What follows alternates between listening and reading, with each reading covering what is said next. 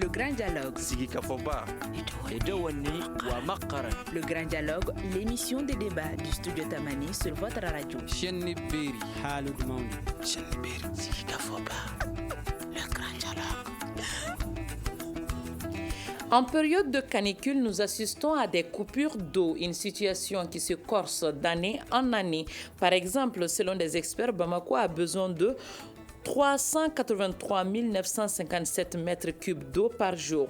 La Somagep, la seule société qui assure l'exploitation de l'eau potable sur toute l'étendue du territoire national, lui offre un maximum de 202 053 mètres cubes, ce qui limite du coup l'accès au service de l'eau potable à une personne sur deux.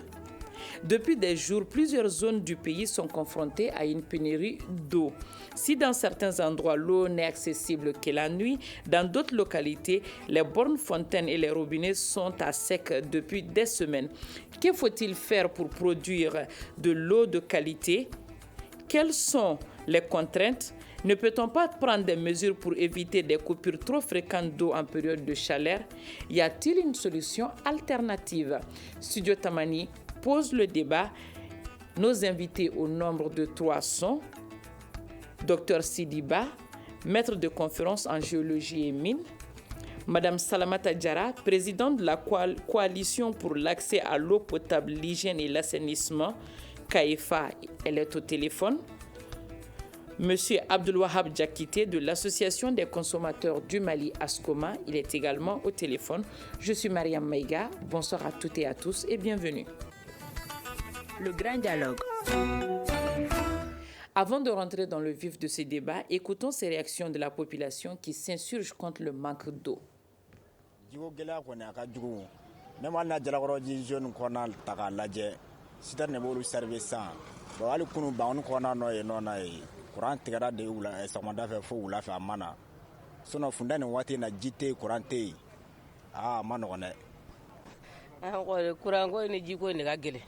Matanyere musoyi jiko ko ne kuranko ka gele ko anga lañini doke mum be siga ke kuranko ne jiko be no ya choko mina ni ji no gara kuran no gara jere gele ayre folo folo jiyew jiyere be mo gol na fa folo jamana nyamo yere be siga la jani mali be siga marché énergie soleil ga o ga no ni ji nye ko parce que si fontaine mo ra jibe jigi ni ji jigi na ja ko ya amo be capacité mo na to soro. Donc, on a les jamana de gars, donc c'est à la jali, ni système solaire donc c'est que pour que l'euro donc c'est marché soleil là. Bon, j'ai fait un temps moi, vous savez que fourrage nous fait c'est moi. Au cas où ça ni ouromé, nous fait fourrage c'est na euro là. Au j'ai connu jali goto là. Bon, là là vous l'aurez gagné ouromé, ni quartier donc on met nos gars un peu de fourrage quoi ouromé quoi voilà.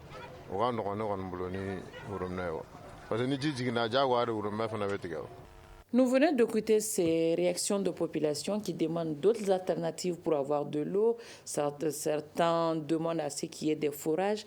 N'y a-t-il pas assez de ressources en eau, M. Ba? Oui, merci madame pour l'invitation et pour cette émission. Oui, pour la question, le Mali est doté de suffisamment d'eau et ça peut paraître paradoxal malgré que nous soyons un pays sahélien, même saharo-sahélien en partie, mais nous disposons d'immenses ressources en eau. Le problème qui se pose, c'est comment rendre disponible cette ressource en eau à tout le monde et aussi de faire en sorte que cette eau soit potable, c'est-à-dire qu'elle puisse être consommée sans présenter des risques pour la santé des consommateurs. Alors pour cela, on a quand même une société d'État qui a pratiquement un monopole sur la fourniture d'eau potable. Alors peut-être qu'il faut revoir toute cette politique parce qu'un pays aussi vaste que le Mali, et quand vous regardez même la société d'État, je ne sais pas si je peux la nommer, qui a le monopole sur la distribution d'eau, Je rappelle d'ailleurs que nos tentatives pour avoir la SOMAGEP sont restées vaines. Voilà. Donc la SOMAGEP, plus vous partez dans les Mali profonds, plus vous ne voyez plus de SOMAGEP. En fait, la SOMAGEP est cantonnée dans les centres urbains. Et ce n'est pas par hasard que vous allez trouver que même l'accès à l'eau potable dans les centres urbains est supérieur à celui du milieu rural. Donc, de fait, il y a un problème quand même parce que la société n'arrive pas à fournir à toute la population de l'eau potable. Donc, peut-être qu'il faut revoir la politique en libéralisant les secteurs. Pourquoi ne pas accepter qu'il y ait une autre ou deux autres sociétés dans le secteur pour que ces sociétés peut-être puissent occuper l'espace vide laissé par la société d'État. Ça, c'est possible. Par exemple, quand ils parlent de forage, ils multiplient les forages. Bon, les forages, ce n'est pas partout qu'on fait, on creuse un forage et puis on trouve de l'eau. Dans certaines parties, oui, dans d'autres parties, on ne va pas trouver. Mais si on avait libéralisé le secteur, d'autres acteurs peuvent bien remplir cette place. C'est-à-dire faire en sorte qu'ils aient leur propre forage et distribuer cette eau aux citoyens. Ça, c'est un. Bon, et puis il faut peut-être augmenter la subvention à l'eau potable. Parce que je ne sais pas à quelle hauteur actuellement la subvention elle est faite par l'État, mais dans certains pays, notamment les pays scandinaves ou même au Canada, au Québec par exemple, l'eau potable elle est gratuite, entre guillemets.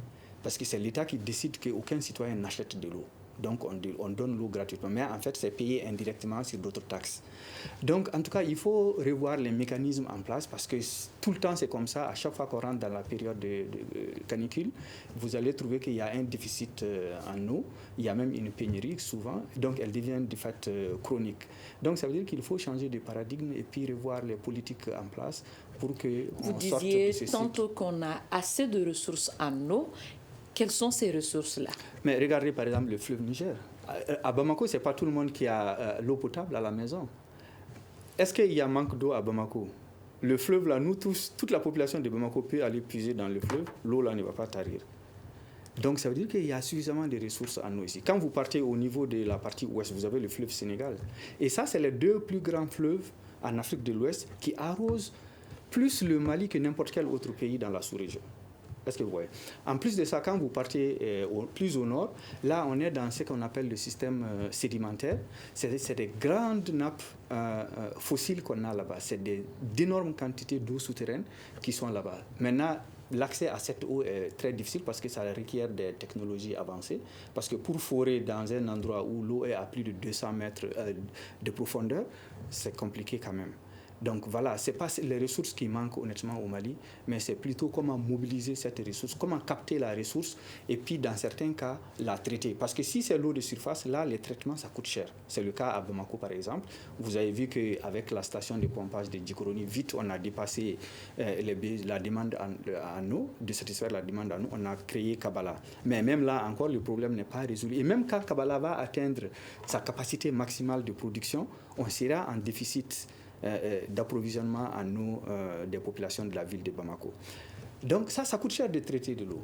Mais quand vous partez dans la partie du nord, quand vous êtes dans le bassin, ce qu'on appelle le bassin de Taoudeni, Tanezrouft, ou bien dans le bassin des Zouléméden, là c'est une question comment remonter l'eau à partir des profondeurs du sous-sol.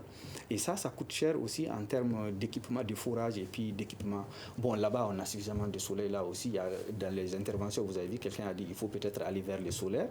Effectivement, quand on recourt plus à l'énergie solaire, là où c'est vraiment disponible, on peut résoudre le problème d'exode, c'est-à-dire comment sortir l'eau de sa source pour amener ça à la surface et puis après distribuer ça aux consommateurs. Alors, Madame Salamata Diarra, vous êtes à la tête d'une coalition qui milite pour l'accès à l'eau potable, l'hygiène et l'assainissement. On peut savoir avec vous la situation générale au Mali.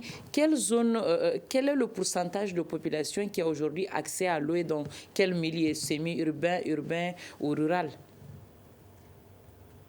Aujourd'hui, la question de l'accès à l'eau potable est une question très fondamentale, parce que finalement, il y a eu Kabala, il y a eu des investissements, mais néanmoins, l'accès à l'eau potable demeure un problème majeur.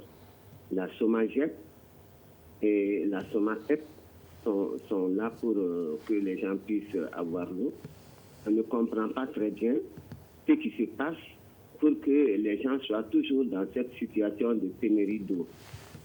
Je vais parler, par exemple, de ce que nous avons eu à faire à un moment donné avec la CAIFA et WaterAid. Et malgré tous les efforts qui sont fournis, l'accès à l'eau potable demeure une question qui n'est pas... L'eau n'est pas constante.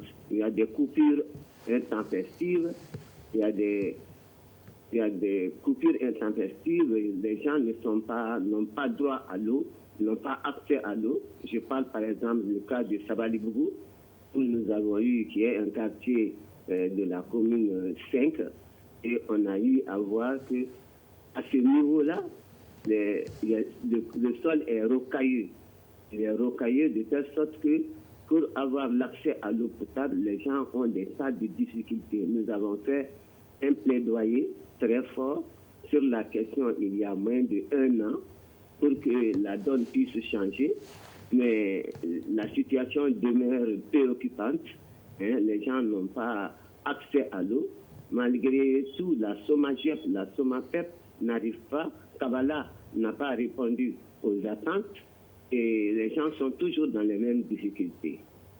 Et justement, quelle est cette relation SOMAGEP-SOMAPEP dans l'accès de l'eau? Société malienne pour la gestion de l'eau potable et Société malienne pour le patrimoine de l'eau potable, si je ne me trompe pas. Voilà, c'est bien ça, c'est le patrimoine et la gestion de l'eau. Donc, ça veut dire que quelque part, la dimension réelle qui doit être prise pour que les gens puissent avoir accès de façon continue, de façon permanente, les sociétés n'arrivent pas à assumer ça. La SOMAGEP est là, la SOMAPEP est là, mais tous les jours, on est toujours dans le même problème. C'est incompréhensible parce que les gens se sont mis ensemble, les gens ont essayé de développer des moyens pour que les uns et les autres accèdent à l'eau potable. Et à chaque fois, je me souviens, nous avons fait Sabalibougou et récemment avec les femmes, et on a eu des tas de problèmes avec les femmes qui souffraient énormément pour avoir de l'eau potable à Sabalibougou. Elles sont obligées de faire du stockage de l'eau dans des bidons, dans des choses pour pouvoir s'en sortir. Donc je crois que vraiment il faut que le Mali puisse prendre des dispositions très fortes de manière à ce que l'eau potable soit disponible. Parce que l'eau, on le dit, et c'est la vérité, ce n'est pas un mot creux, l'eau c'est la vie. Sans eau, il n'y a rien. Donc il y a lieu de vraiment revoir la question en profondeur et de se remettre en cause pour que chacun, en ce qui le concerne, puisse jouer un rôle majeur afin que l'accès à l'eau potable soit une réalité au Mali. Abdelwahab Diakité, vous êtes à la tête d'une organisation qui milite pour le droit des consommateurs au Mali, ASCOMA. Que faites-vous pour ces consommateurs qui sont en manque d'eau actuellement? En fait, un petit rectificatif d'abord. Oui. Je ne suis pas à la tête, mais je suis le premier vice-président de l'association des consommateurs du Mali. Vice-président de l'association des consommateurs du Mali. Le droit à des services essentiels, dont l'eau est un droit conféré par les Nations Unies aux consommateurs. Mais malheureusement, ce droit est brisé au Mali, dans la mesure où, comme vous l'avez déjà dit, chaque année, et à tout moment également, on a des coupures intempestives. Mais je voudrais d'abord réagir un peu sur les propos. En fait, la SOMAPEP est là dans le cadre de l'investissement. La SOMAPEP fait l'investissement et la SOMAGEP, c'est juste la gestion. Bon, et il y a un autre contexte qu'il faut dire également. L'eau est une compétence transférée aux collectivités. Donc, en parlant, il y a déjà les privés qui sont sur le lieu. Il y a déjà des privés. Ah bon?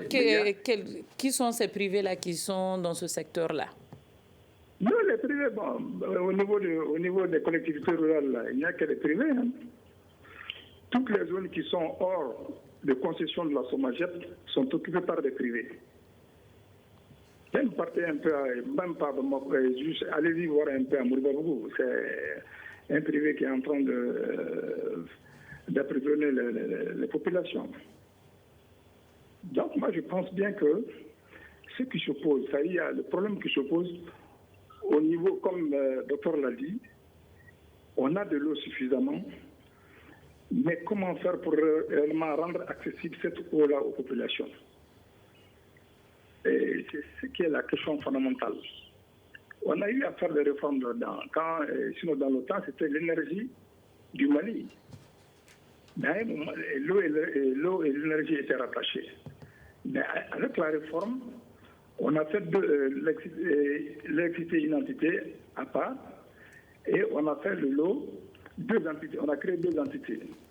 La SOMAPET, Société malienne du patrimoine, qui a pour mission essentielle de faire des investissements. Et après avoir fait des investissements, la société passe la gestion à la SOMAGEP. Et c'est la SOMAGEP qui gère actuellement. La SOMAGEP ne fait pas d'investissement, mais c'est plutôt la SOMAPEP. Donc moi je pense que votre interlocuteur meilleur, ça devrait être la SOMAPEP ou bien le ministère même en charge de l'eau. Voilà. Alors, que faites-vous pour ces populations qui n'ont pas accès à l'eau? Qu'est-ce que vous faites pour vous plaider en leur faveur? Bon, en fait, nous plaidons effectivement en leur faveur. Si il y a eu cette réforme-là, en partie, c'est à la suite des combats de la société civile, et notamment l'ASCOMA. Parce qu'on avait vu un moment que... Allô, oui, allez-y. Je disais que le combat, c'était quoi? C'était l'ASCOMA, dans la mesure où on peut considérer l'électricité comme un bien, et un bien de luxe. Par contre, l'eau, c'est la vie. Donc, il y avait lieu réellement de scinder les deux sociétés-là et de mettre à part une société qui est carrément chargée de l'investissement. Et c'est l'État qui investit. L'État avec ses partenaires, et maintenant, quand l'État investit, elle donne la société, la SOMAPEP donne maintenant la gestion à la SOMAGEP.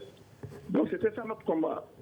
Et au niveau également des collectivités, ce qu'il y avait lieu de faire, c'était effectivement de faire en sorte que ces collectivités puissent avoir des partenaires dans le cadre de l'adduction en eau potable de leur population.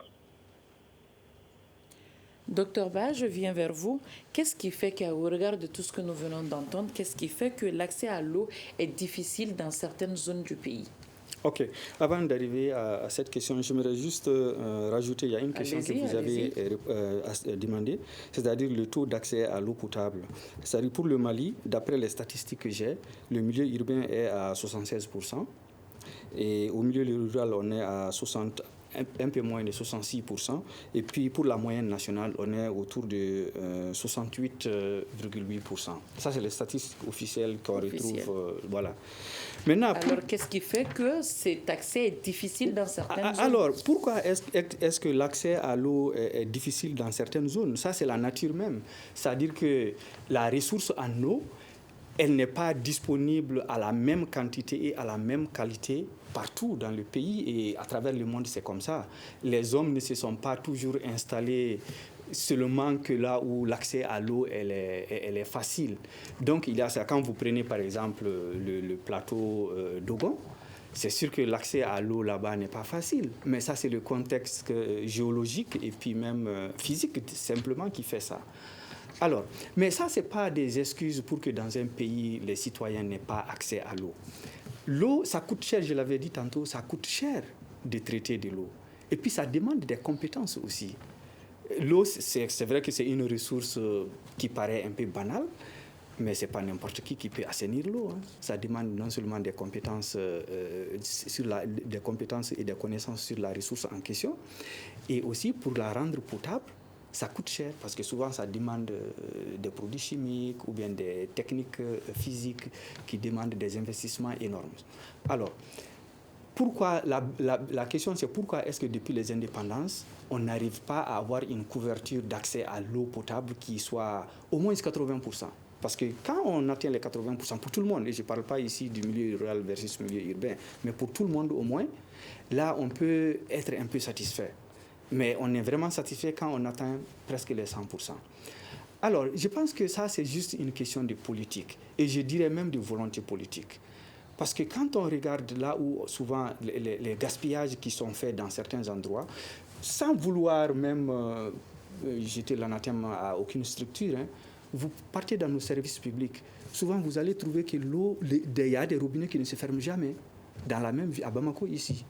Et dans la même ville, quelqu'un a dit à Sabalibougou, vous avez une pénurie d'eau. Quand vous partez à Sirakoro ou bien à Faladje, c'est jusqu'à 2h, 3h du matin que les gens ont l'eau au robinet. Et ça aussi pendant peut-être 2-3 heures, pendant que les gens sont couchés.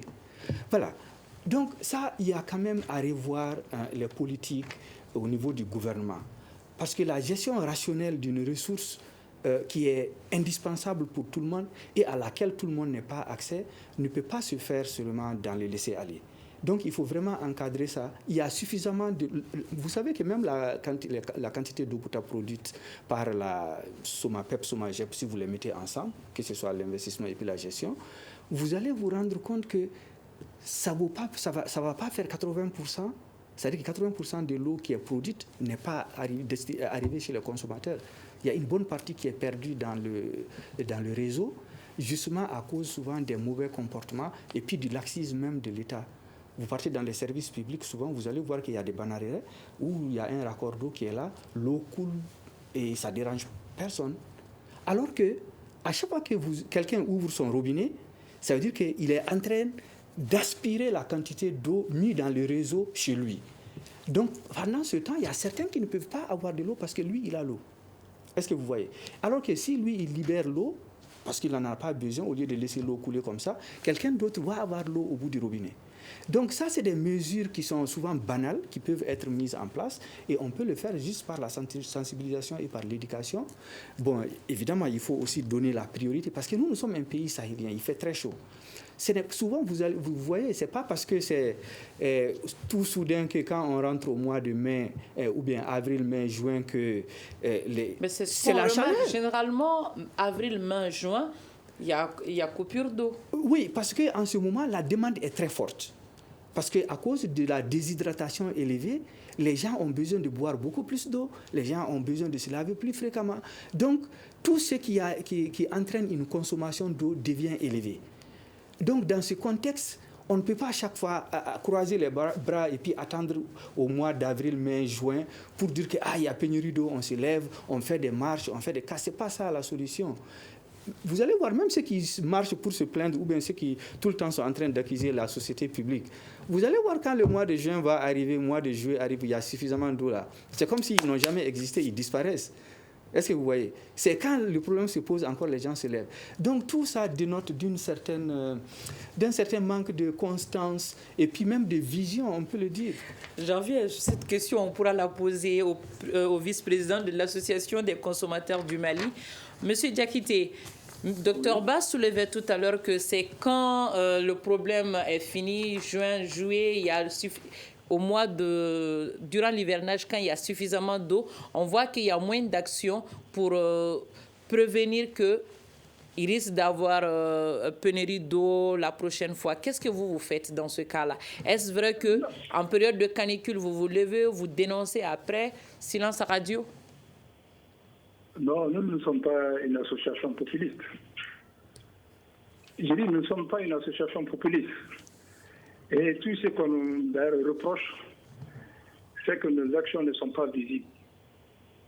Sinon, imaginez un peu, nous sommes en contact permanent avec les autorités. C'est pourquoi, très souvent, on me taxe de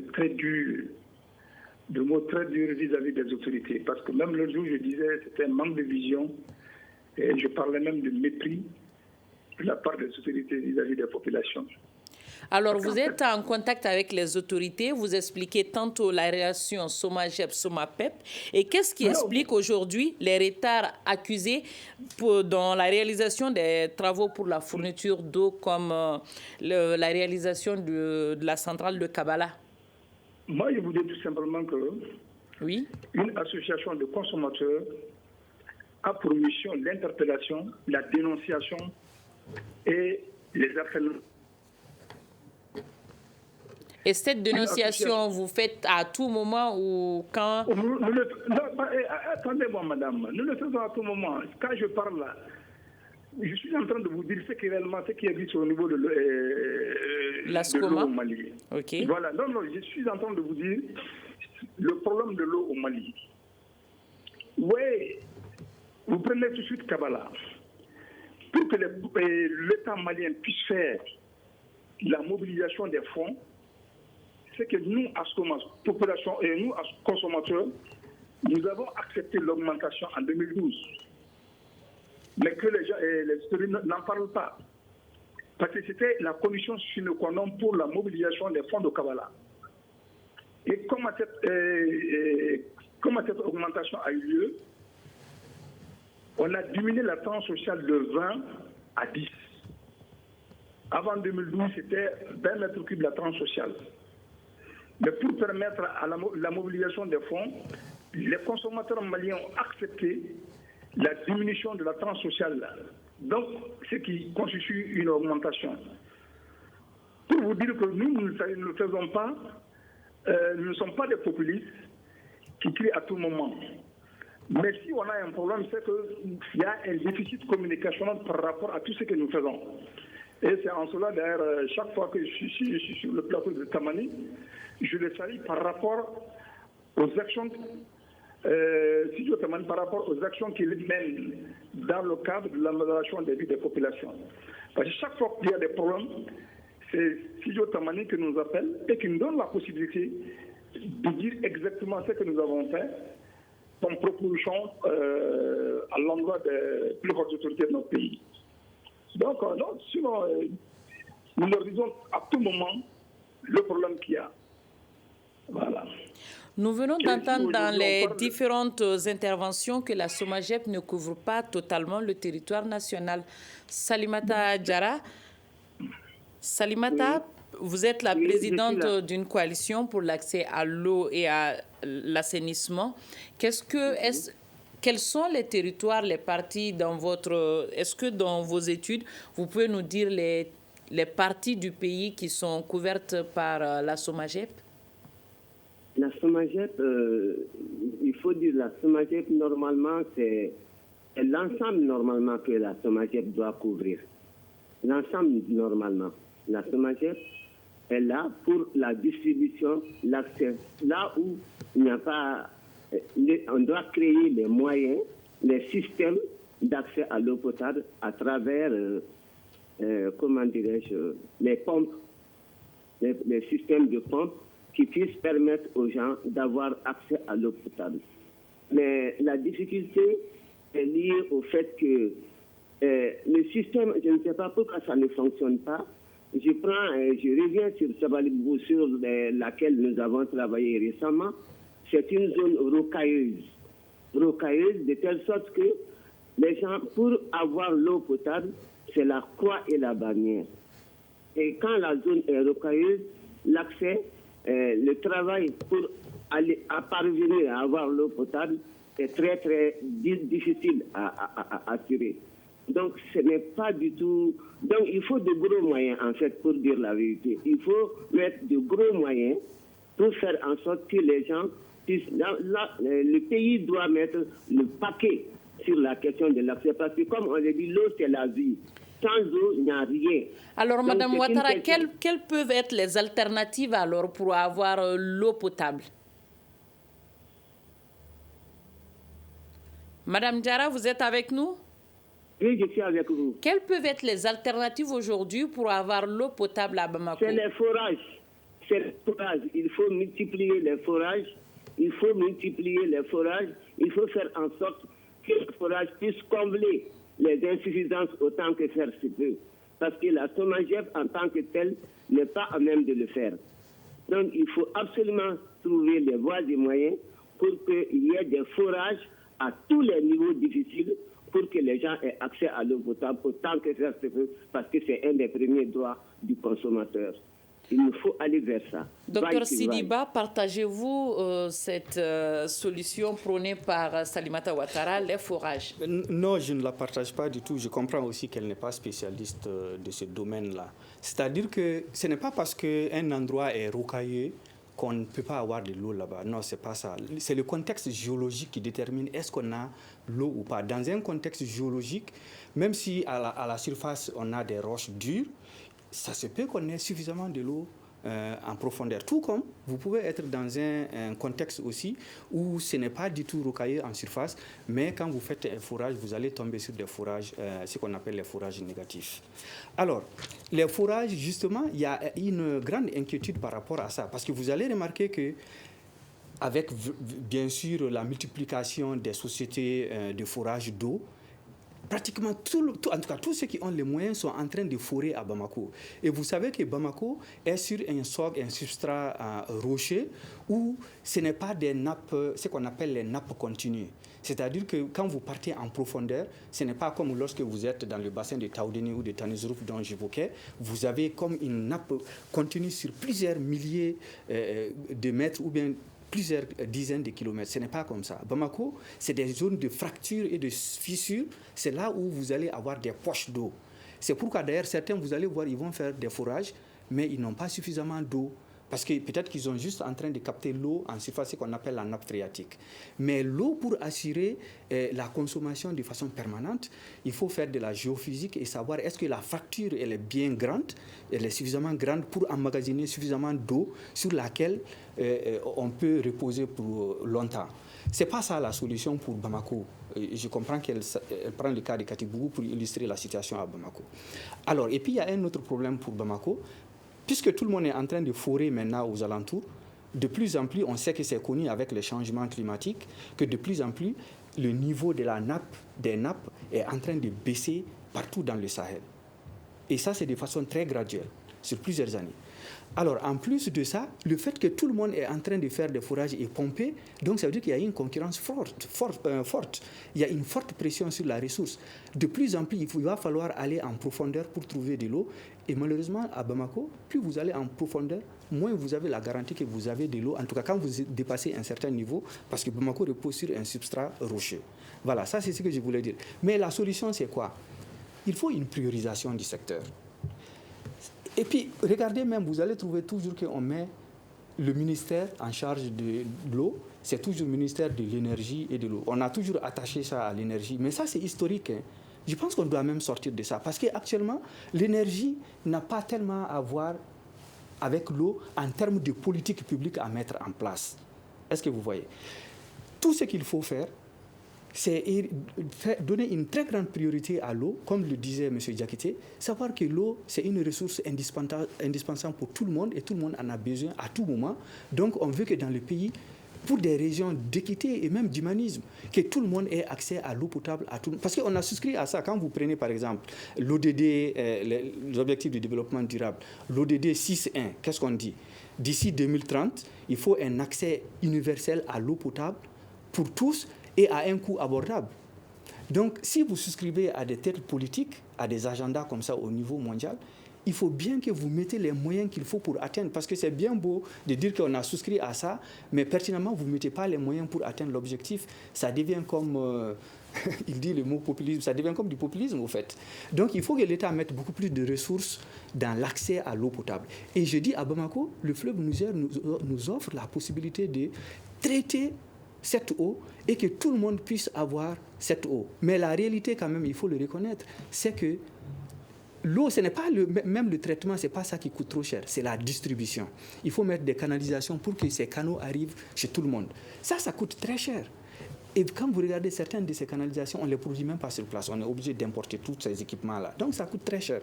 Mais ça, il n'y a pas d'alternative. Il faut que l'État mette assez de moyens et donne une priorité à l'eau.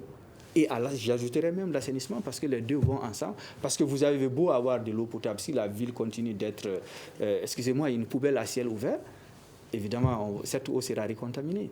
Et même l'eau du fleuve, parce qu'on n'assainit pas la ville, sera de plus en plus polluée. Ça va coûter de plus en plus cher de traiter même cette eau. Donc il faut que l'eau et l'assainissement... Pour résumer ce que vous venez de me dire, nous avons assez de ressources en eau, mais il faudrait que nos gouvernements mettent les moyens pour que cette eau soit accessible à tous. Il faut une grande priorité à Abdoul Wahab Diakité, quelle alternative pour l'accès à l'eau potable pour tous au Mali? Bon, madame, je commencerai par dire que les textes sont faits pour être appliqués. Malheureusement, au Mali, on a des beaux textes qui ne sont jamais appliqués, notamment le code de l'eau. Le code de l'eau, tout préleveur payeur. Donc, forcément, si on mettait, si le fond de l'eau était fonctionnel à partir du code de l'eau, c'est sûr que tout le monde allait avoir de l'eau. Mais ce qu'il faut également dire, c'est qu'en laissant les gens également faire des forages par-ci par-là, c'est qu'il y a un danger là-bas. Logiquement, si la DNH, la Direction nationale de l'hydraulique, faisant son travail, personne ne devrait faire un forage sans pour autant y faire sans le référer. Malheureusement, cela ne se fait pas. Bon, il y a des grands utilisateurs d'eau comme les mines ou autres là, mais qui ne paient rien. Donc c'est pourquoi je dis, si les textes du Mali étaient réellement appliqués à leur juste valeur, c'est sûr qu'on n'allait pas avoir tous ces problèmes-là. Si je vous prends au mot, les forages, il faudrait qu'il y ait moins de forages, mais surtout les réalités maliennes sont faites que dans chaque famille, vous avez, dans chaque ancienne famille, vous aviez des puits à Bamako, suffisamment de puits dans plusieurs familles maliennes. Est-ce que traiter ces eaux de puits ne peuvent pas être une solution alternative? Non, moi je dis tout simplement, madame, pourquoi aller essayer d'enfoncer une porte déjà ouverte? On a pris le code de l'eau depuis 2002 comme ça. On a un fonds là-bas qui est destiné à l'extension de l'eau. Mais pourquoi ne pas l'appliquer? Non, logiquement, quelqu'un ne doit même pas faire un fourrage comme le docteur l'a dit. Tous les riches, maintenant, entre guillemets les riches, sont en train de faire le fourrage sans pour autant aviser la DNH. Logiquement, tous ces fourrages-là devaient être dans le segment et dans le répertoire de la DNH, parce que la politique même de l'eau leur relève. Donc maintenant, si chaque fois que tu prélèves de l'eau là, chaque fois que tu prélèves de l'eau, tu dois payer une redevance. Si cette redevance-là était payée normalement, c'est sûr qu'on allait pouvoir faire face à tous ces investissements-là, sans même faire appel aux partenaires techniques et financiers. Les textes sont faits pour être appliqués, madame. Il n'y a pas de choses là-dessus.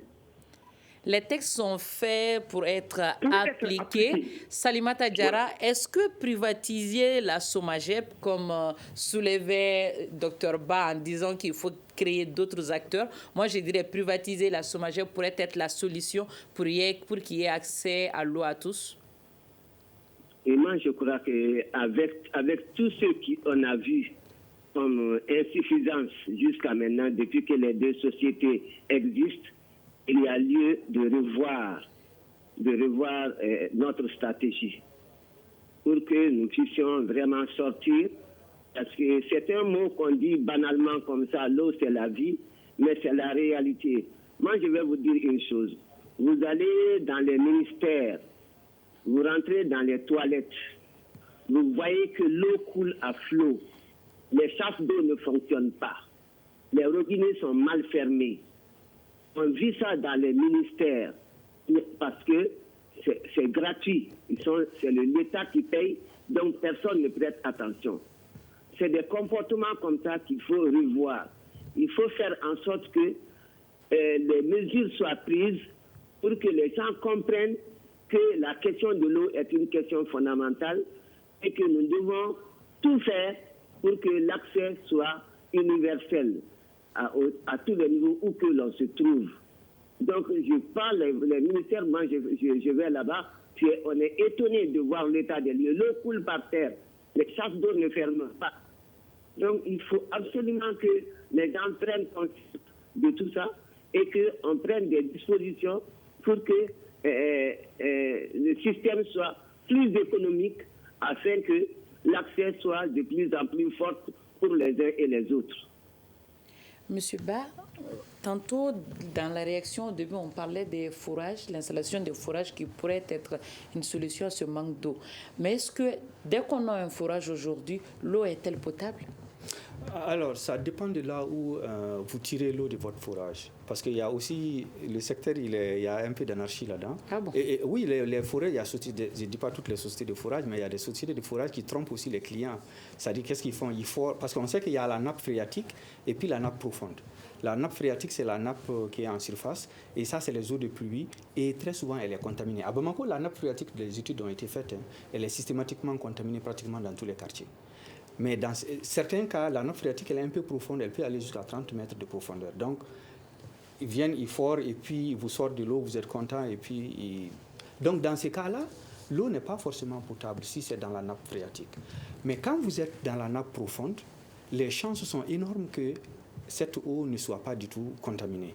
Il peut y avoir des cas où souvent vous tombez même sur des formations rocheuses qui sont toxiques, qui peuvent avoir des minéraux toxiques tels que l'arsenic par exemple. Ça peut faire en sorte que l'eau ne soit pas aussi potable. C'est pourquoi d'ailleurs à chaque fois que vous faites un forage, normalement même pas un forage, même un puits, tant que vous creusez et puis sous la terre vous sortez de l'eau, systématiquement il faut faire une analyse physico-chimique et même bactériologique si c'est la nappe phréatique.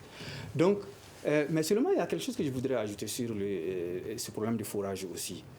Vous savez, ce n'est pas pour rien que la DNH, j'apprécie bien l'idée de Diakité, c'est-à-dire qu'on a créé le fonds de l'eau justement pour appliquer les textes. C'est-à-dire que le principe du pollueur-payeur, le principe aussi du préleveur-payeur.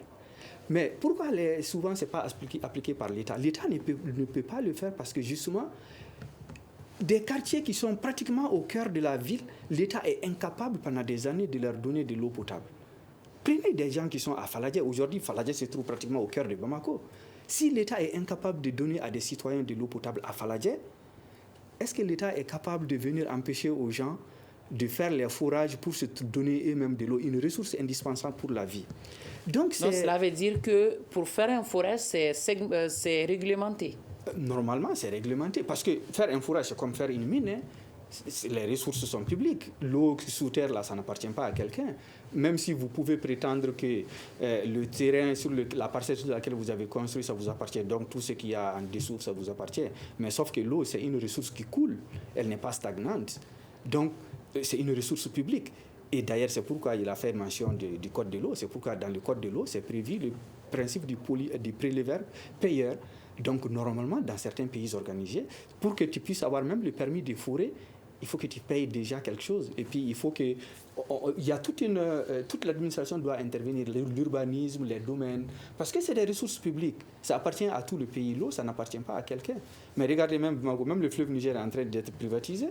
Vous allez voir, on est en train de vendre ce qu'on appelle les servitudes du fleuve. Ça veut dire que maintenant, les citoyens n'ont même plus accès au fleuve Niger en beaucoup de tronçons, parce que c'est des zones qui ont été vendues à des citoyens. Donc, tu ne peux pas accéder au fleuve là-bas. Donc, c'est la même problématique. Mais tout ça, c'est de la responsabilité de l'État en amont, quand vous regardez. Parce que les textes ont été mis en place, mais le fait que, bon, l'État est ce qu'il est au Mali, la faiblesse de l'État, et puis aussi il y a les comportements des tenants, des rênes de l'État, il faut le dire. Les citoyens se plaignent, mais quand même, eux-mêmes, ils sont les principaux représentants de l'État. Vous allez voir que leur Alors, docteur Ba, on me signale qu'il ne nous reste que 3 minutes. Le problème, il est déjà là, il est connu. Nous sommes déjà confrontés actuellement à ce manque d'eau, à ces coupures d'eau dans plusieurs localités du pays, à Bamako comme dans les régions. Salmata Diarra, qu'est-ce qu'il faut faire dans l'immédiat aujourd'hui pour atténuer la souffrance des gens? Dans l'immédiat aujourd'hui, je crois que moi, je ne vois pas de solution si ce n'est pas de renforcer les forages, très honnêtement. Parce que quand tu traverses le port de Bamako, que tu vois l'état du fleuve asséché et qui est très très sale, il y a lieu de s'interroger. Le fleuve Niger n'existe pas. C'est un tas d'ordures qui est là quand tu passes sur le pont. Abdoul Wahab Diakité, c'est compris, Madame Diarra. Abdoul Wahab Diakité, que faut-il faire dans l'immédiat pour donner l'eau à la population? Dans l'immédiat, pour donner l'eau à la population, il faut appliquer les textes et également faire l'audit des investissements. Parce qu'on appelle des milliards d'investissements, mais il n'y a pas eu d'impact. Kavala est là-bas. Et c'est la SOMAPEP qui investit. La SOMAPEP a pour mission essentielle l'investissement. Au lieu de s'en prendre à la société qui gère là, moi je pense que ce que le docteur a dit, c'est ça, c'est l'État qui est le premier responsable. Et l'investissement, la SOMAPEP relève directement de l'État. Docteur Sidiba, que faut-il faire dans l'immédiat pour donner l'accès à l'eau? Dans l'immédiat, il faut d'abord une gestion efficiente de la quantité d'eau potable produite. Il faut éviter le gaspillage, surtout en période de canicule, pour que ceux qui en ont besoin puissent trouver pendant que toi tu es en train de gaspiller. Ça, il faut arrêter. Donc, il faut une gestion efficiente. Et évidemment, je suis d'accord avec tout ce qu'ils ont proposé, mais il faut quand même que l'État donne une priorité absolue à l'accès à l'eau potable. Et c'est ce qui met fin à notre émission du jour qui porte sur les coupures d'eau. Quelle alternative?